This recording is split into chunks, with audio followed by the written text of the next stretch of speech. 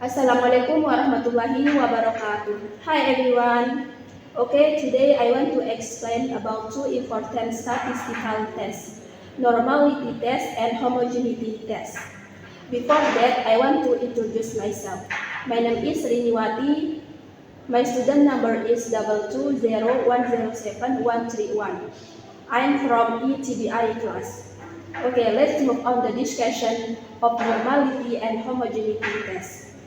For the first questions, what is the normality test and homogeneity test? A normality test is used to check if our data is normally distributed. This is important because many statistical tests such as independent t-test, dependency test, and Pearson correlation are only valid if the data is normal. A common way to test normality is using the Shapiro-Wilk test for small samples around 20 until 30 samples, or the Kolmogorov-Smirnov test for large samples, more than 100 samples. On the other hand, homogeneity test is used to check whether two groups of data have the same variations. This is very important for independent t-test. The most common test for homogeneity is Leibniz test. For the second question, when we use this test? Normality test is used for independent t-test, dependent t-test, and Pearson correlation.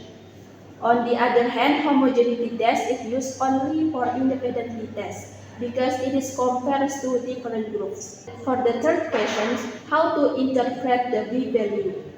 If the p-value is more than 0.05, it means everything is okay. Data is normal or variance are equal. Then, if p-value is less than 0.05, it means something is wrong.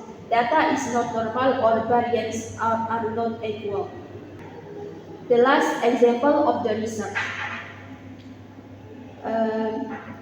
The title is The Comparison of Grammar Test Scores between Students Who Learn Through Online Platforms and Those Learn in Class.